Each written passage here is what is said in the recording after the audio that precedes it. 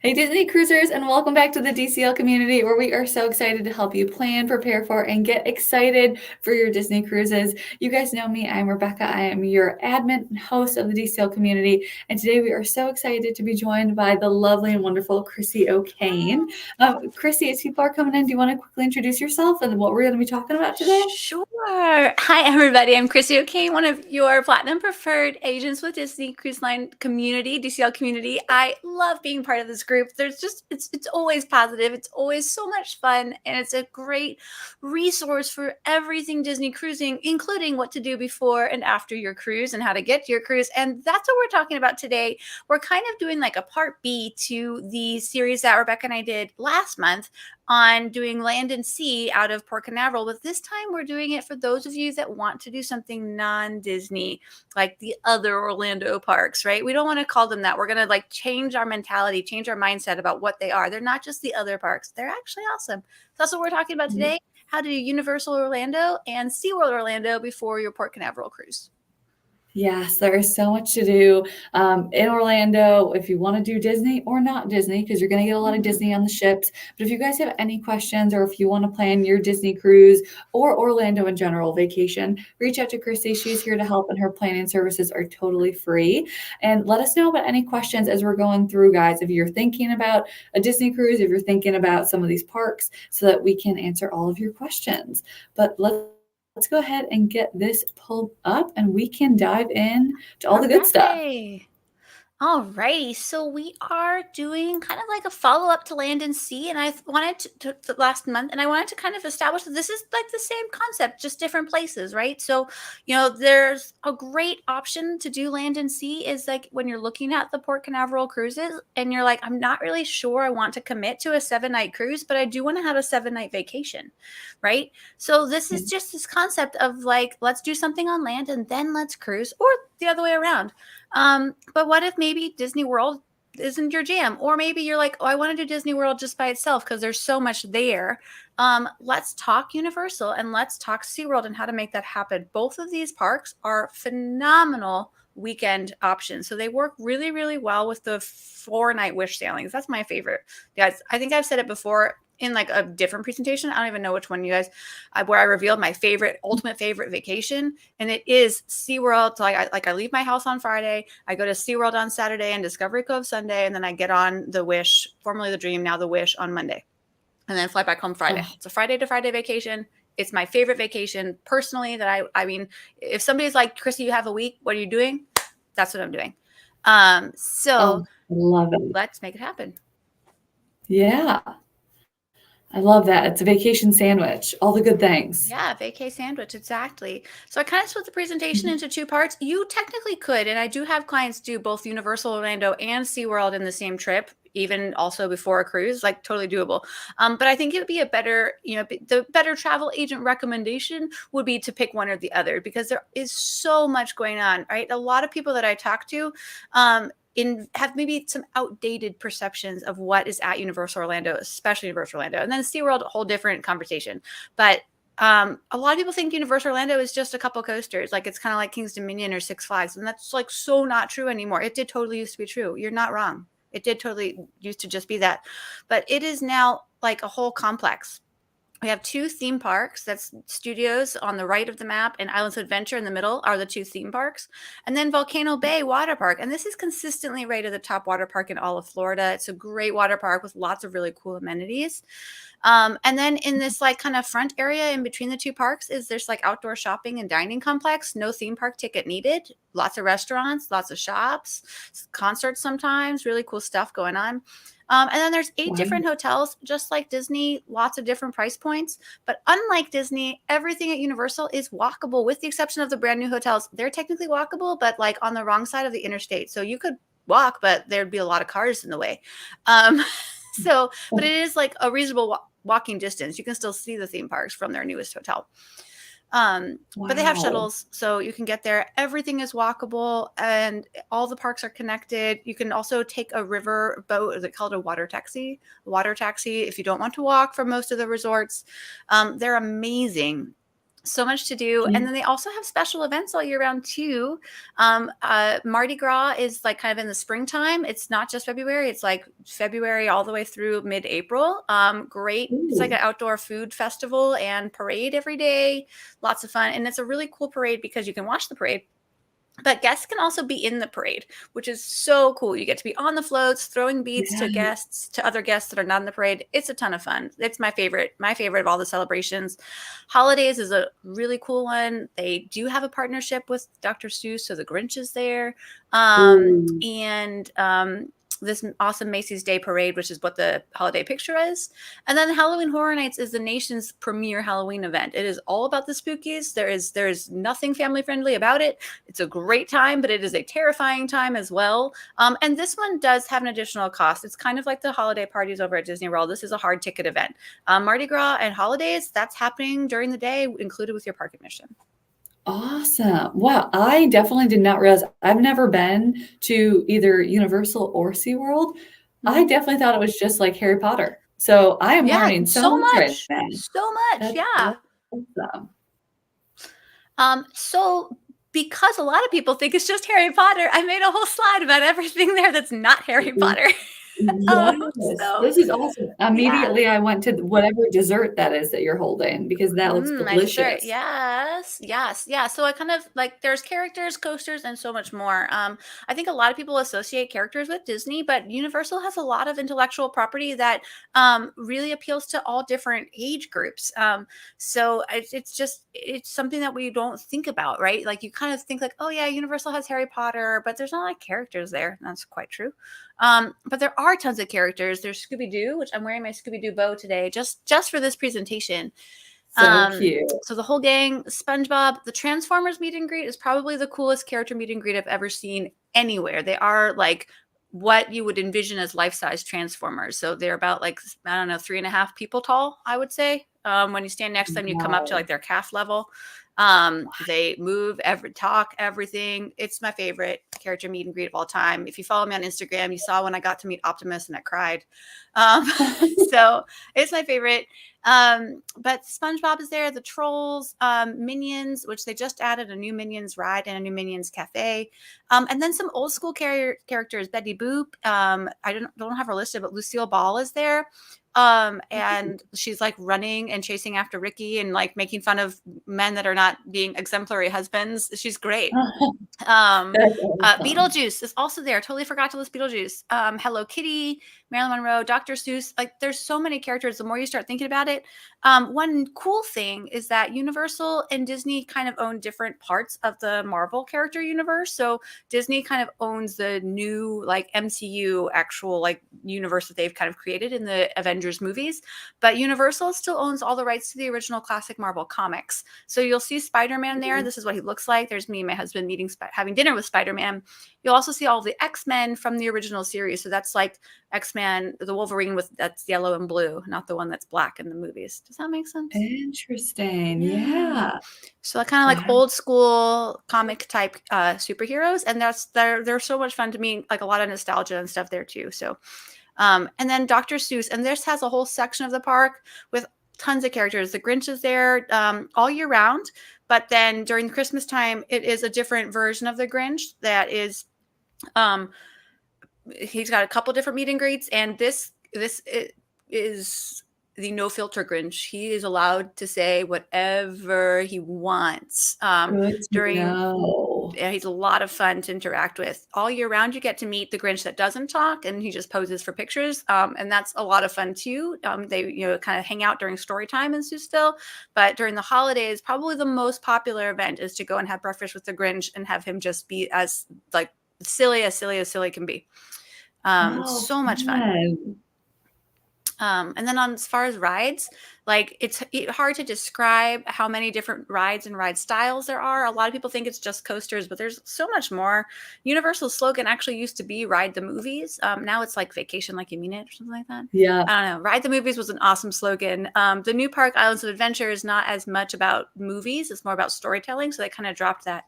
but I still feel like Ride the Movies is such a great slogan. Like you just really feel like you're part of the movie in a lot, in the Minions ride, in the Mummy, in Kong, and in Fast and the Furious. Like you're just immersed in the movie, and it's so cool. And then over at Volcano Bay, which is a water park, they do actually have a water coaster, which is so cool. And Ooh. several different tons and tons of slides, but they actually have this system so you don't have to wait in line for them. You will kind of wait in line virtually with a bracelet. So you'll tap your bracelet and that'll give you a return time. And instead of standing around, you'll be in the water area at the like wave pool area or in the lazy rivers or having ice cream, whatever you want to be doing, except standing there What? waiting to go down a slide. So I love Volcano Bay for that. That's so cool. So cool. So much fun. Yeah. And then food, gosh, there's something for everybody. Like I said, like my favorite part about Horror Nights is the food. I don't do the haunted houses. I just go and eat the spooky looking food. So everything, every festival has food. But there is something for everybody, including your ultimate sweet tooth girl, which is me. So Toothsome Chocolate Emporium is my favorite place to eat in pretty much any theme park destination. This is the cookie dough milkshake. And it's like, it's in a mason jar. Of course, like my picture cut off the bottom. So you only see the cookie part, that's a milkshake. That's the top of a milkshake. That's amazing. But they have a bunch of different ones, like was like whole cakes on top, all kinds of really cool stuff. And then there's the Today Cafe inside, which looks just like the Today Show. It's so cute. And it's like a coffee house and bakery and like really cool. And the brand new Minions Cafe just opened, which has like all Minions themed food and so cute. Wow.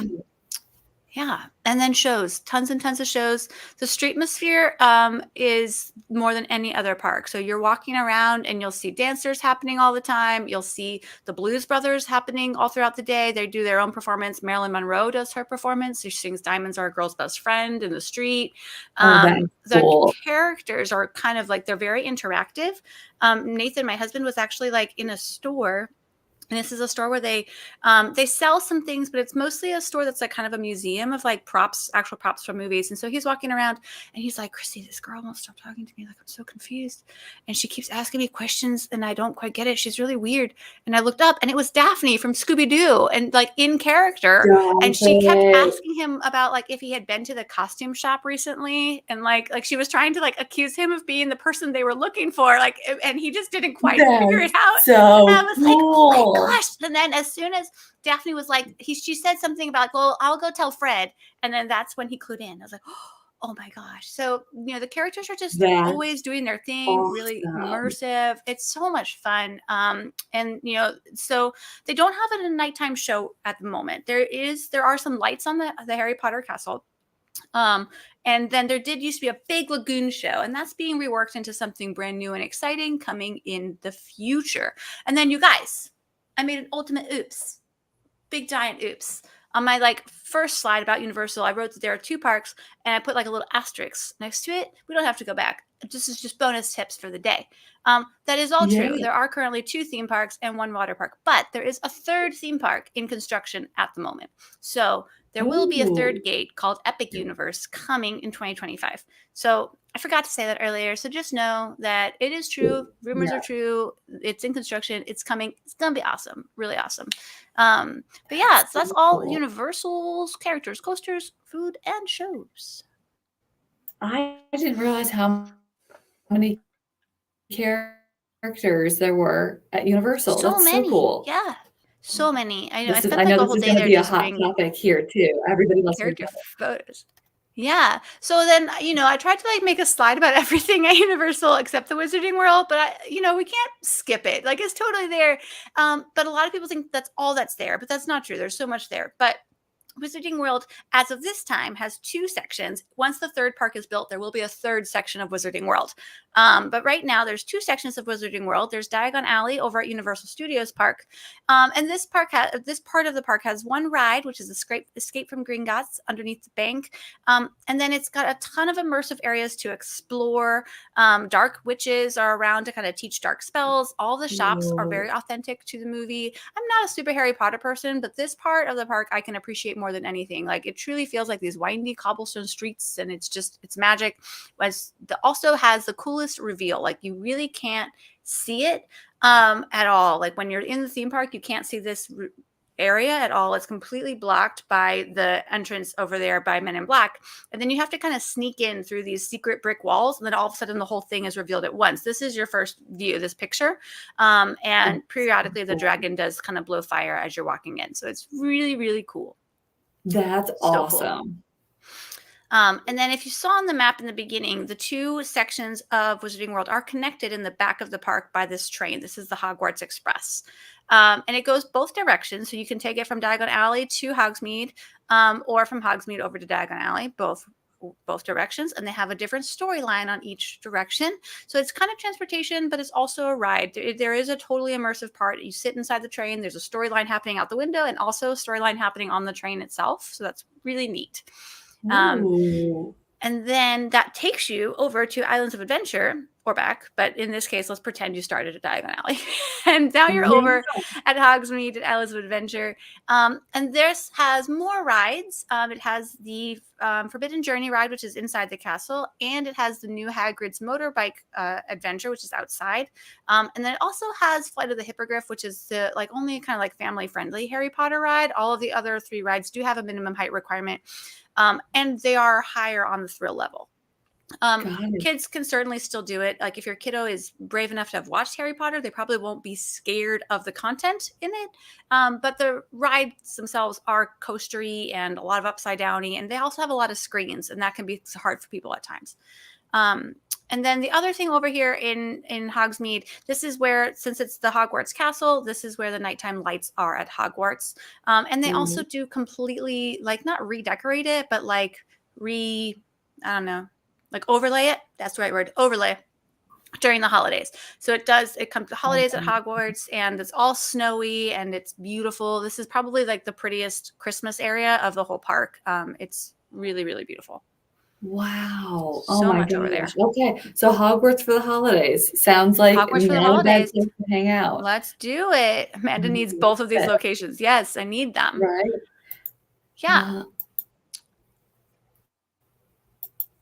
I was going to say, that sounds amazing. And just, sorry, before we go. Oh, all good. Before we go in, I know we were talking about, when we're talking about the parks, it's kind of you have to buy your hotel or figure out where you're staying or the resort, and then food on top of it and the park tickets. Is it the same with Universal?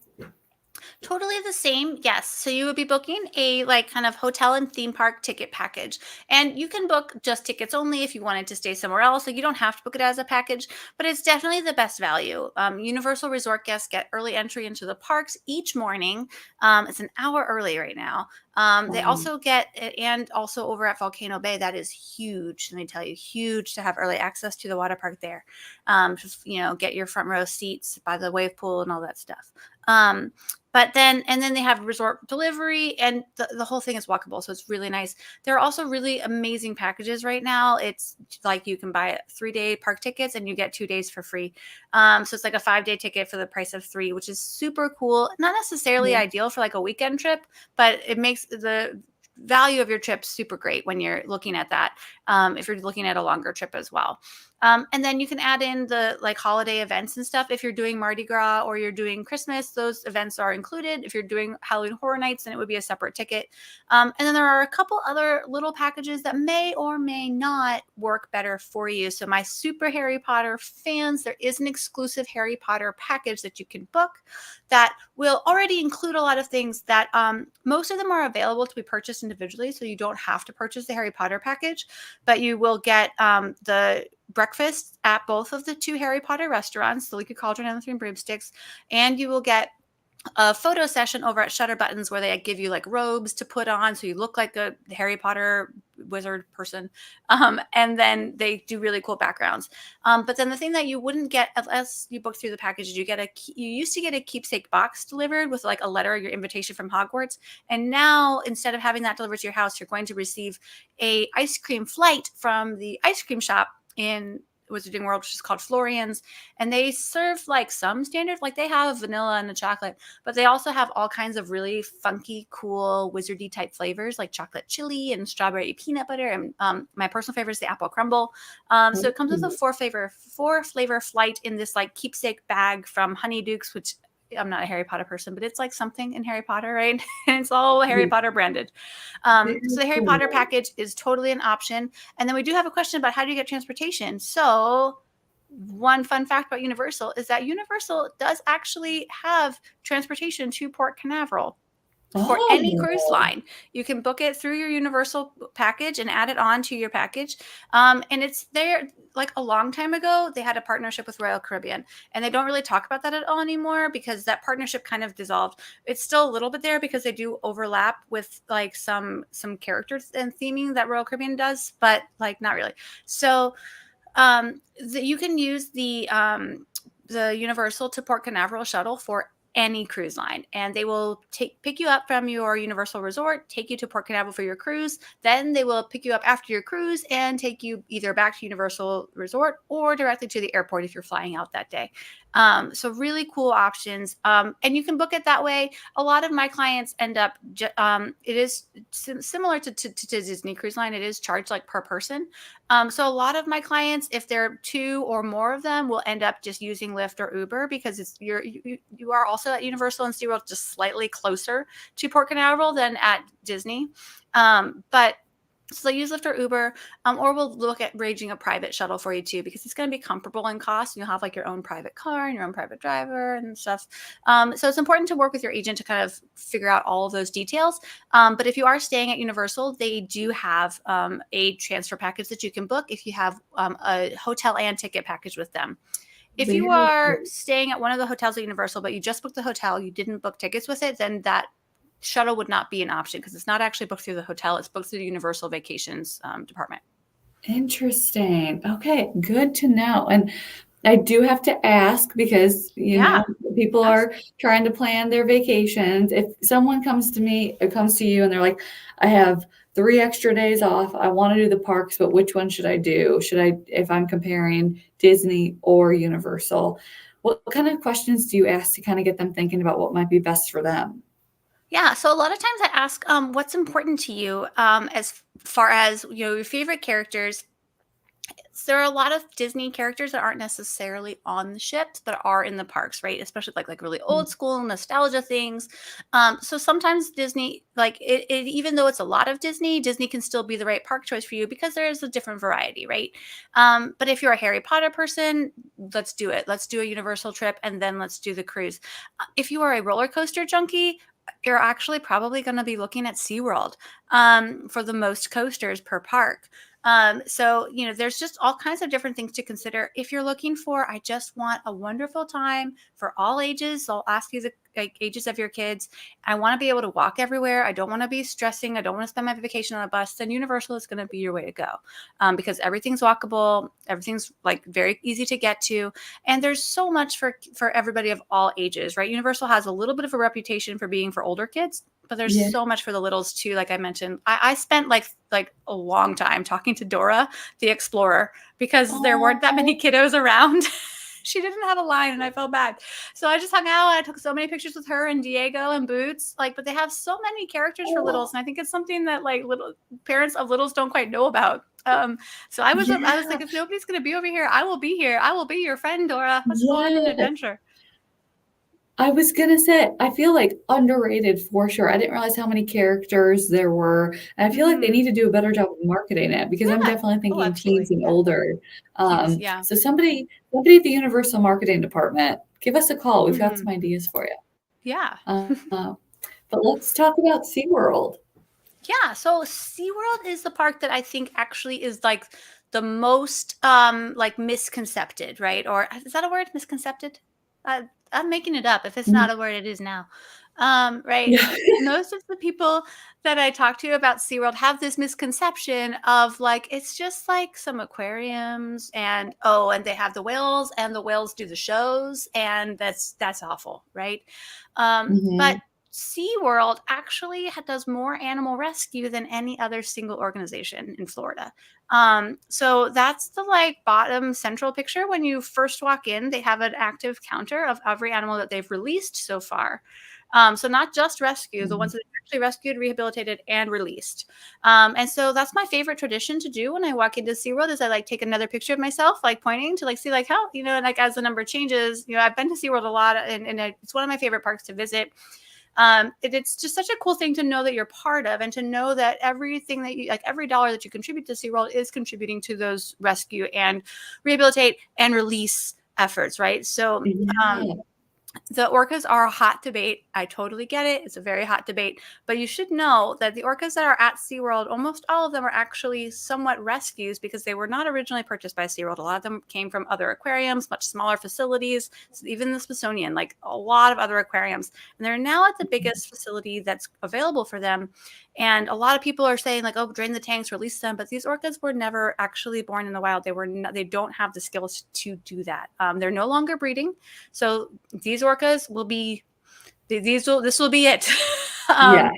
And so these orcas are truly in the best care that they can be, but they're also not the only things at SeaWorld. There's so much more, like so much more. Yes. And the first thing that I think really surprises people is the amount of coasters. SeaWorld is part of the like Anheuser-Busch theme park organization, which also includes Busch Gardens. And so Ooh, when I kind of remind people of that, people are like, oh, I know what Busch Gardens is like. Okay, so SeaWorld is like Busch Gardens plus sea life. That's what it is, right? So very there's cool. tons of coasters. At the moment, there are 8, but there are more under construction. So, I guess I forgot to put the number 8 in my slide. It just No. said it has coasters. So there's 8 at the moment. And what's really cool about SeaWorld coasters is that there's such a variety because they mimic sea life. So the coaster called Mako, it mimics a shark's movement. That's a lot of people's favorite coaster. It's not mine. And then there's the coaster called Manta, and that mimics a sea ray movement. And you actually lay down like on your belly so that you feel like you're gliding like a stingray. Ooh, very cool. They have a new one called Pipeline that is like it looks like you're surfing. You stand up. And then the new one coming is a family-friendly coaster. It's under construction, and it's going to be a launch coaster to simulate penguin migration. So cool. So all of them are really different, which is neat. There's a ton of family rides in addition to the coasters. There is an active rescue center that you can go into, and you learn so much. It's a manatee, so there's a bunch of different rescue centers that are behind the scenes, but the one that's open to all guests is the Manatee Rescue Center. There's constant stream of new manatees being rescued at all times. Infant manatees are they're like fed like human infants, like they're held and given bottles. Like oh my gosh, it's like the cutest thing I've ever seen in my life. That's Um, adorable. and it's a really great effort from SeaWorld. You get to learn like I can't spout off all the facts. I learn something new every time I go down there about how much it costs to rehabilitate manatees. They eat a lot. They eat a ton. Like they need so much lettuce. So much lettuce. um and so much stuff going on. And also that like the reason that they're in there is mostly because of humans, because they are hit by boats in rivers. So that's the reason that most of them are at SeaWorld. It's so, you know, it's SeaWorld kind of giving back. So anyway, but they do have that rescue center that you can actually go into. There's a whole Sesame Street area. This is like almost it could be its own theme park. It's enormous. There's a ton of rides in there. There's a kids like splash zone in there that like you if you're taking your kids there, you need to have them have bathing suits. Like that's how wet they will get. Good to And know. then there's behind the scenes animal tours, which are an additional cost, but they are beyond worth it. They're so much less expensive than anywhere else. And I have some pictures later of, you know, my interactions. I've done the dolphins and the penguins, and like my dolphin friend and my penguin friend are 2 of my favorite friends I've ever met. So, Oh, that's um, awesome. so cool. 10 unique aquariums. And then they've got all the festivals too, all the seasonal stuff. They've got a great one for the holidays. The Seven Seas Food Festival and also Electric Ocean, which is their just like celebration of summer, I guess, are 2 of the most like underrated events. Like everybody thinks about Epcot for a food festival, but SeaWorld actually has more going on. They have more Yeah. variety of food, and it's also a totally different type of festival that you purchase a lanyard with like a punch card so that you can like just walk up and have them punch it. Like you don't have to like pay for each item as you buy it. Like it's great. Your punch card can last all summer. It's great. Wow. And then they have 2 Halloween events, which I think is also really cool. So the one event that's held kind of just on the weekends, and it's during park hours, is the Sesame Street one, and it's totally family friendly. And there's trick-or-treating through the parks and characters and costumes. They're super cute. And then they have Hallow Scream, which is also at Busch Gardens. And this is a separate purchase nighttime event with all kinds of horror elements, including in the past. It still hasn't been brought back post-COVID, but rumors are happening that like they do want to bring it back. But they used to have like scary people, different zombies and vampires and stuff actually on the coasters with you. So you would be like riding next to like some sort of vampire demon person, and they would be very silly on the ride, and they're not allowed to touch you, but they are allowed to kind of like make the ride even more thrilling. So they had really cool things going on. And, hopefully that will come back soon, because that was a big highlight of Hallow Scream. People really liked that. I don't know why they liked that. I think that would be so, like, I would have nightmares of that for the rest of my life. But Agreed. Really cool. And then if you're a fireworks person, you cannot sleep on SeaWorld fireworks. These are, it was like, I can't find a good picture because they're so big. And then a lot of my pictures of them are also like, I'm in the fireworks because SeaWorld has a watchtower, and you can go in it during the fireworks. And it's a separate like purchase thing, but it's like $10. It's so cheap. And you get to sit there and like be firework level during the fireworks show. So the fireworks are going off like all around you. It's so cool. Like probably the only thing cooler would be to have your own personal little helicopter to go through the show. So there's just so much there. And then SeaWorld does not have its own hotels. That is important to know. You can still book a SeaWorld vacation package with a hotel and park ticket, all bundled up. But they partner with area hotels. So it's going to be my favorite is the Renaissance or the Hilton Garden Inn, because they're walkable and I like to walk. But there's every brand of hotel, they've got to partner with them. There's Marriott's, there's Hilton's, there's DoubleTree's, there's fancy resort style stuff, and then there's simple budget, just the place to sleep stuff, all kinds of options. Wow. I had no idea. I definitely thought SeaWorld was an aquarium. Yeah. Just a massive there's 10 aquarium. of those. Yeah. And then rides. The cherry. That's just a cherry. Oh my gosh. Just a cherry. Okay. Yeah. So then I made a similar slide to Universal, right? With like, there's characters, there's coasters, there's food, and there's shows, right? And I don't know if you can like really tell, but this is me and Shadow, my penguin friend, in the top. I got to hang out with Shadow for a long time. He was my bestie. And just, that was one of the coolest behind the scene tours that you can do, but totally for free, is to get to go see the penguins. They do have their own habitat that you get to be part of. And, there's tons of them in there. So many. It's very cold, but it's so worth it. So I consider that like a character meet and greet, because you do, even without doing the behind the scenes tours, you do get to go like right up to the penguins. It's really cool.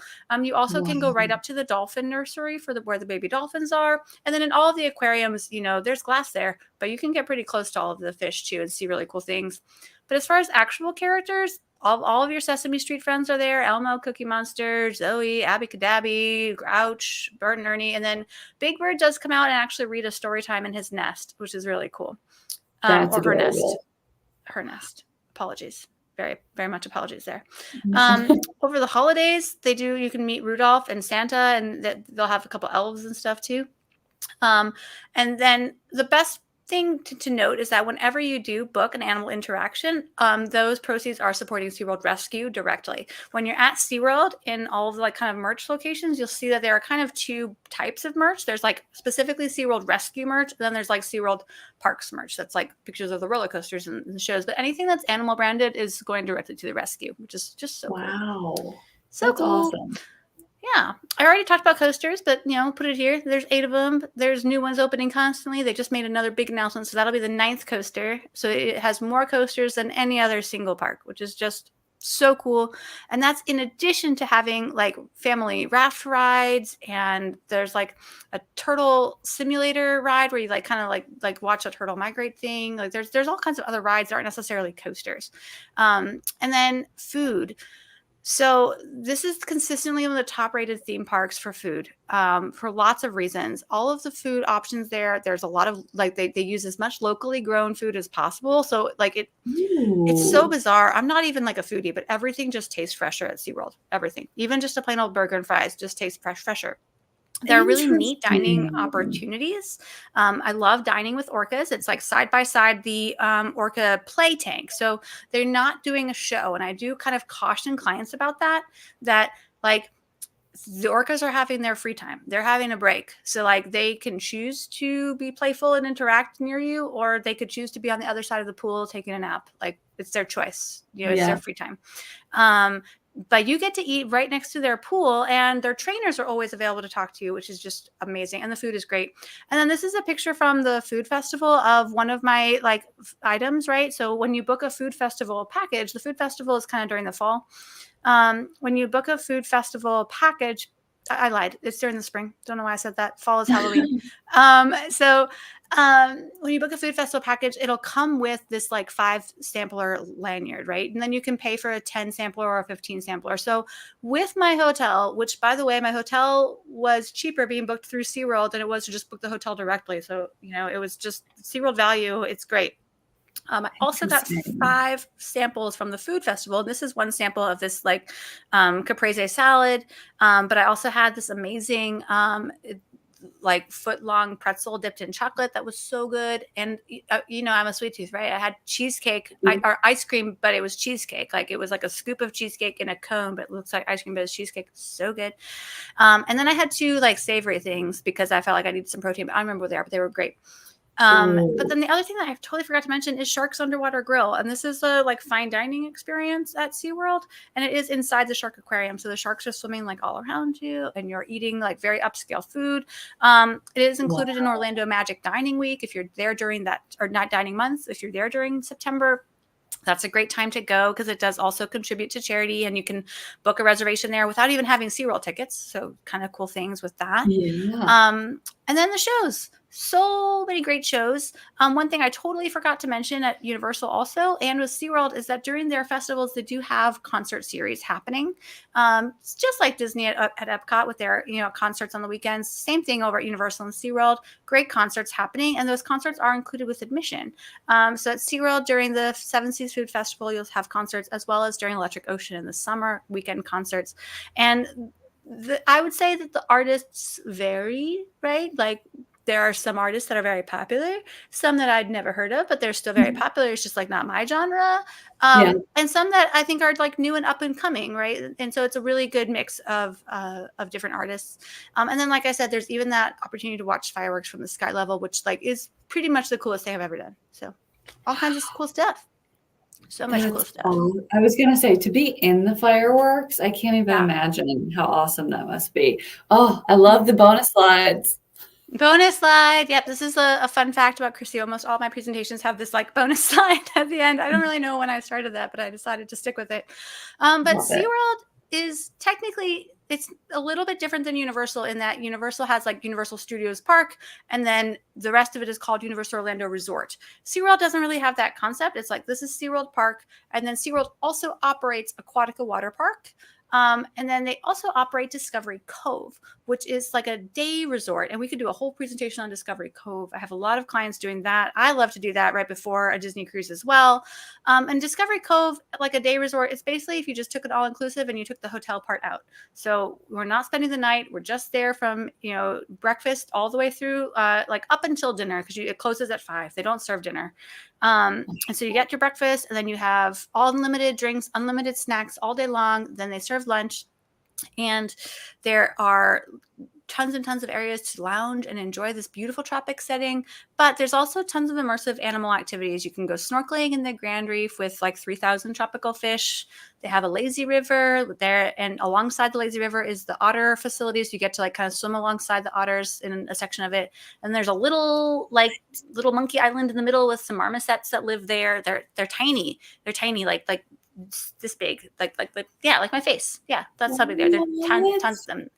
And they'll bring out different other land animals. They have a sloth, an armadillo, some flamingos that they'll come out to have visit with guests as well.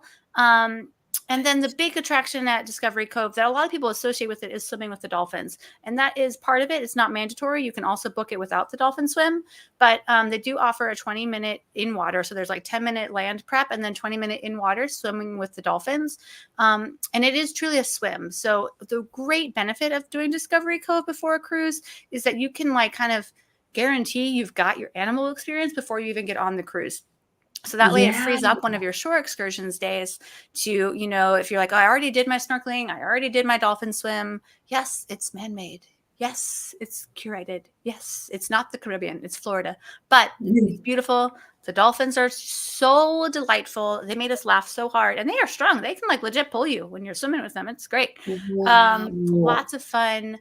The snorkeling is great, and it's just very easy. It's all contained, so you don't have to like, you know, worry about, you know, where is everybody at all the times. You always know that they're safe and everybody's good. Life jackets provided. I use a life jacket, so I don't have to worry about trying to swim when I'm also trying to see everything that I'm, you know, snorkeling with. So, Yeah. you know, Wow. And lots of fun. question on the dolphins, because I know lots of Yeah. people, they worry about the pre-booked activities and the port adventures, and they didn't get the one that they wanted. So is it kind of automatic that if you go to Discovery Cove that you can for sure swim with the dolphins?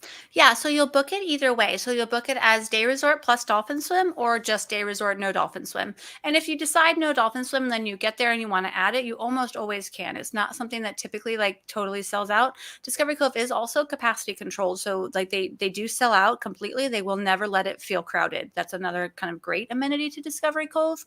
But when you book the Discovery Cove with dolphin swim, your time is assigned when you get there. So you don't Oh, necessarily know interesting. what time of day you're swimming with the dolphins, but guaranteed you know you're swimming with the dolphins. And you know you're doing it all together as a family too. So, like you won't get separated. It's all, you know, nicely set up. They do a really, really good job. Wow. Okay. Lots of ways to see animals and not Awesome have stuff. to Yeah. pre-book. Hmm. That's fantastic. And is this is it That's letting it. me go? Yeah. Oh, That's my oh, bonus slide. awesome. Done. Okay. We did it. So, I love this. I do have to ask, right? Because people are Oh, all going the to. questions. Pricing. If I'm comparing apples to apples, what's gonna be my most cost efficient? Or is it kinda like Disney where you can tier it up as much as you want to? So very similar, basically with any theme park vacation, certain costs remain the same. So your ticket price will always be the same. There is fluctuation by date. Like some dates are cheaper than other dates, right? Like we all know holiday season is going to be more expensive than off season. But Yeah. ticket prices are pretty, you know, there's a very small range of variability. Food prices is going to be exactly the same. The thing that's going to determine the cost of your vacation is your hotel. That is the determining factor. And just like Disney, Universal and SeaWorld both have a wide range of hotel accommodations for every budget. I will say, however, that Disney's lowest hotel is still more expensive than Universal's lowest hotel, which is still more expensive than SeaWorld's lowest, you know, priced hotel. And they're all similar, like star rating level, right? Got it. And then on the opposite end, you know, Universal's, you know, highest priced hotels are going to be in the ballpark of the like lowest end of Disney's deluxe hotels, and they come with some more amenities. So Universal has 3 hotels: Royal Pacific, Hard Rock, and Portofino, that they consider premier, which is the equivalent to Disney's deluxe resorts. And these premier resorts also include unlimited express passes. So that means you are essentially not waiting in line at all for rides. Technically, I mean, there could be a line, like you don't go directly to the front, like right on the ride, but you use the express line for all rides. So you are essentially eliminating your rides, and you don't need to pre-book anything. There's no complicated like Genie Plus, nothing like that. You just go to whatever Wow. ride you want to ride when you want to ride it, and you use the express line. It's great. And that's Very included with cool. those 3 premier resorts, or you can buy it as an add-on if you're not staying at one of those as well. So price point, you know, they both will come out most likely if you're really truly like comparing like a similar level hotel to a similar, you know, amount of theme park tickets. It'll be Disney's most expensive, then Universal, then SeaWorld. But a lot of people, what I find is if, you know, they give me a budget, we can make it work for all theme parks. It's just a matter of how much you're including. So SeaWorld does have like a all day family VIP day where you're like escorted through the park and you get to do every single animal behind the scenes tour, and you get reserved seating at Ooh. all the shows. That's like perfect and front row and center. And then now you're looking at Disney pricing. Sure.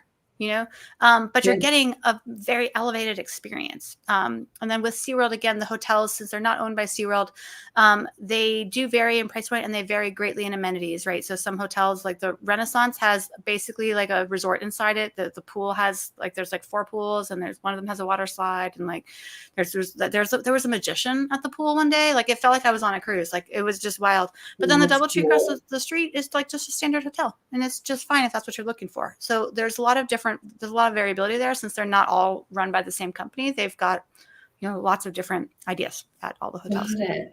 Okay, so recommendation here for everybody watching, reach out to Chrissy with your vacation budget in mind, and then she, just based on what you and your family want, she can price out different options that might include one of these or 2 of these, just depending on all those factors of how many days you have off, how many people, Yeah. and so on.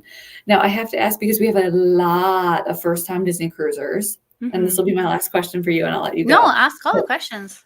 If I am going on my very first Disney cruise and I want to do a couple days in Florida, or maybe just one day in Florida, which park would you recommend? Or how do you have I that would conversation with them? I would do, if you have 2 days or so, I would do the Discovery Cove plus SeaWorld, not the water park. You don't really need that. It is a great water park. I'm not trying to put down Aquatica, but you're about to get on a Disney cruise with like a lot going on, right? So you don't want to wear Uh-huh. yourself out before that. But doing a day at Discovery Cove, again, that just for a first time cruiser, you've already snorkeled. You've already swum with the dolphins if you wanted to. And you've already kind of like gotten that relaxed ocean beach mindset, and then you've got your Yeah. day with the coasters if you want to. If you just have one day, do Discovery Cove. Perfect. Do your day Discovery Cove and then go to get on the cruise the next day. Great options. Mhm. One thing to keep in mind with Discovery Cove is that it is totally outdoors, and the Grand Reef where you snorkel is not heated because the fish are in it. So we can't like melt them, right?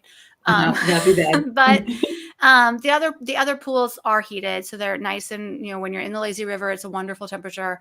But because of that, also in the winter, it's not open every day. They do close. It's usually Tuesday, Wednesdays that they're closed. Good to So just to keep know. that in mind, to make it fit your cruise schedule, like I said, with those Wish like Monday through Friday sailings, a lot of times like you have to basically go the day before you get on the ship, things like that to keep in mind. But Right. that would be my top recommendation. And I mean, I've said it before, it's my favorite vacation. I love SeaWorld and Discovery Cove, and then getting on the 4-night out of Port Canaveral. It's just a great 7 days to like have some high energy in the beginning, then see my animal friends, and then get on the ship and see my Mickey friends and my princess friends. It's just all my friends in one Yeah. nice week. So, Oh, I and there's also love always that. something new at SeaWorld, which is fun. Yeah, man, there's so much more to Florida. Should I say So this? much There's so more in much more to Florida. Florida than just Disney, guys. This is Yeah, I know. awesome. So much more. Oh, Yes. And Robin, you are so welcome. yes. Thanks for all your questions in the comments. We really appreciate all your activity. Yeah, and if you guys have any questions, if you want to plan your Disney, your Universal, your SeaWorld, your Aquatica, any of these vacations, reach out to Chrissy. Like we said in the beginning, her planning services are 100% free for you to use. So she's here to help you plan that perfect vacation for you and your family. Chrissy, thank you so, so much for your time. You're And thank welcome. you all for watching. And we will see you all on board real soon. Bye, guys. Bye, guys.